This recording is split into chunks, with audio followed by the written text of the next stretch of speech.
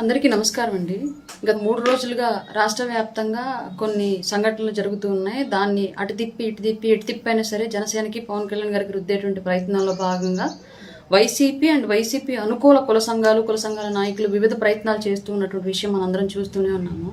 అందులో భాగంగా నిన్న ఒక విషయం, ఎక్కడైతే వరంగల్లో ఒక చిన్న బాబు, అంటే యువకుడు, యాక్చువల్గా తను చిన్న బాబు కాదు, తనకున్నటువంటి జన్యుపరమైన లోపం వల్ల క్యాన్సర్ బారిన పడి అట్లాంటి పరిస్థితికి అబ్బాయి గురయ్యి తన చివరి కోరికగా పవన్ కళ్యాణ్ గారిని కలవాలని ఉంది అని చెప్పేసి అడిగినప్పుడు ఆ విషయం పవన్ కళ్యాణ్ గారి దృష్టికి వచ్చి ఆ బాబు చివరి కోరిక తీర్చడానికి వెళితే ఆ విషయాన్ని కూడా అపహాస్యం చేస్తూ పేర్ని నాని అండ్ వైసీపీ అనుబంధ కొన్ని మీడియా వెబ్సైట్స్, వైసీపీలో ఉన్నటువంటి సింపథైజర్స్ అందరూ మాట్లాడిన అంశం దాన్ని కూడా ఎగతాళి చేస్తూ, ఎవరో ఒక తమ్ముడు పిలిచాడంట, ఈ అన్న వెళ్ళాడు అని చెప్పేసి పేర్ని నాని మాట్లాడిన మాటలు నిజంగానే పేర్ని నాని అనేటువంటి వ్యక్తి మానసికంగా పరిపక్వత ఉన్నటువంటి వ్యక్తా, లేదంటే ఏదన్నా బుద్ధిమాంద్యం లాంటివి ఉన్నాయా అని మనం డౌట్ పడాల్సిన సంఘటన అండి ఇది. క్లియర్గా బాగలేకపోతే చివరి కోరిక తీర్చడానికి, ఒక అభిమాని అడిగిన దాన్ని తీర్చడానికి వెళ్ళినటువంటి ఒక నాయకుడిని కూడా ఎగతాళి చేయగలిగారు అంటే సిగ్గుపడాలి నిజంగా పేర్ని నాని గారు ఈ విషయంలో.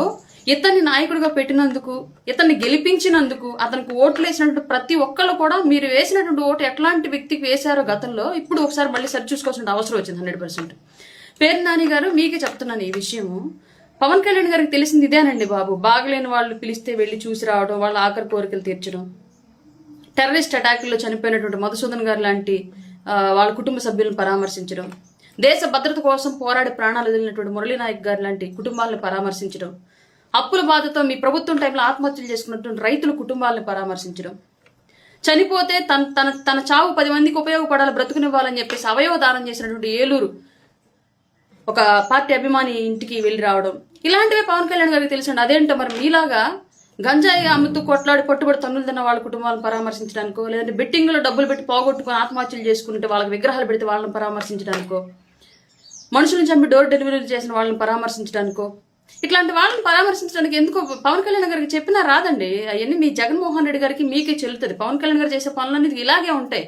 బాధితుల్ని పరామర్శించడం, ఆపదలో ఉన్న వాళ్ళని ఆదుకోవడానికి ప్రయత్నించడం, దేశం కోసం ప్రాణాలు వదిలినటువంటి వాళ్ళ కోసం ప్రయత్నించడం, గొప్ప చదువులు చదువుకున్న వాళ్ళు, దేశం కోసం పోరాడిన వాళ్ళు, దేశం కోసం ఆటలాడి పథకాలు తీసుకొచ్చిన వాళ్ళు, ఇట్లాంటి వాళ్ళని పరామర్శించే బుద్ధే ఉందండి పవన్ కళ్యాణ్. మనం ఎంత చెప్పినా ఆయన మారడండి బాబు, ఎందుకు తెలియట్లేదు. మీలాంటి కుసంస్కారులు ఎంత చెప్పినా సరే ఆయన ఆ సంస్కారం నేర్చుకోవట్లేదు, ఎందుకు తెలియట్లేదు. మరి పవన్ కళ్యాణ్ గారికి పుట్టుకతో వచ్చినట్టుంది ఆ బుద్ధి, మారదు ఇంక అది. ఆయన సామెత ఉండిద్ది, పుట్టుకతో వచ్చింది పిడకల్లో పెట్టేంత వరకు పోదు అని చెప్పేసి. పవన్ కళ్యాణ్ గారికి ఇట్లాగే వచ్చు, బాగలేని వాళ్ళని పరామర్శించడం, చివరి కోరికలు తీర్చడం, బాధల్లో ఉన్న వాళ్ళని పరామర్శించడం, వాళ్ళ ఆపదలు ఆదుకోవడం, ఇలాంటివే వచ్చు పవన్ కళ్యాణ్ గారికి. మరి మీ నాయకుడిలాగా రాదు, నేర్చుకోలేడు కూడా. మీరు చెప్పినా ఎంత మొత్తుకున్నా మీరు కాపు కార్డు అనేది అడ్డం పెట్టుకొని పవన్ కళ్యాణ్ గారు బయటకు రాగానే మీడియా ముందుకు వచ్చేసి మీరు ఎన్ని మురుగులు మొరిగినా పవన్ కళ్యాణ్ గారు నేర్చుకోరు. మీ జగన్మోహన్ రెడ్డికి ఉన్నటువంటి బుద్ధి పవన్ కళ్యాణ్ గారికి రాదు.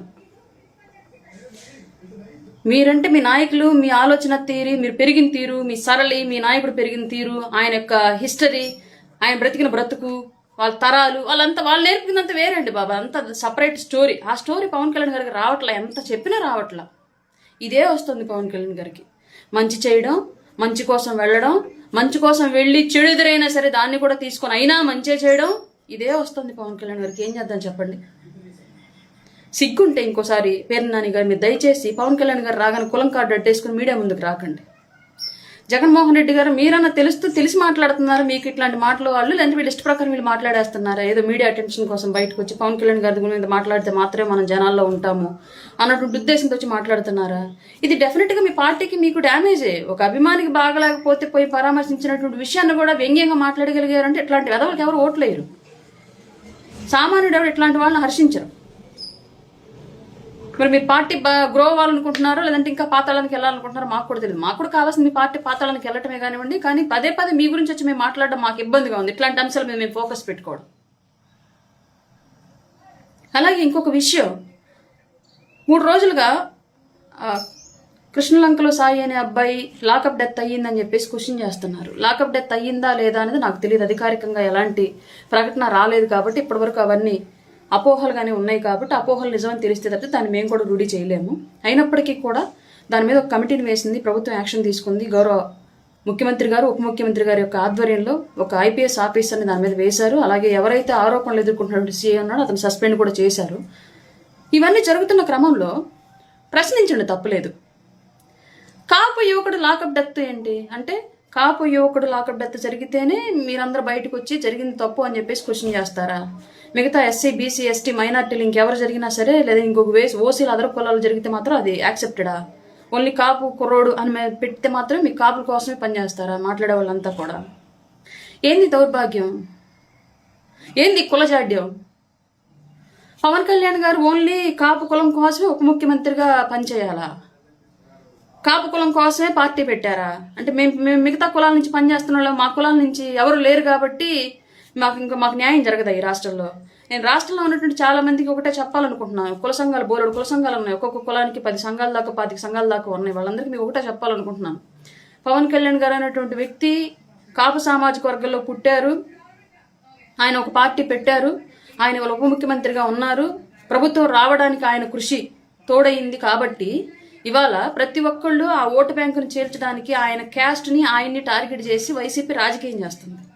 వైసీపీ నుంచి గనక ఎప్పుడైనా సరే భవిష్యత్తులో మీకు న్యాయం జరగాలి అన్నా, వైసీపీ పార్టీ నుంచి మీకు సపోర్ట్ రావాలి అన్నా, మిగతా కుల సంఘాలు కూడా కులానికి ఒక పార్టీ పెట్టుకొని పార్టీ స్థాపించుకోండి. లేదంటే వీళ్ళు ఎవరికి ఎస్సీ బీసీ ఎస్టీల కోసం పేరుకే నా ఎస్సీ నా బీసీ నా మైనార్టీ అంటాడు తప్ప జగన్మోహన్ రెడ్డి ఎక్కడో కూడా న్యాయం చేయరు. ఎందుకంటే అధికారంలో ఉన్నటువంటి 5 ఏళ్ళు ఎప్పుడూ కూడా కాపులకు న్యాయం చేయాలి జగన్మోహన్ రెడ్డి. బిఫోర్ కూడా ఎప్పుడు కాపులను మీద వేసుకొని తిరగల జగన్మోహన్ రెడ్డి.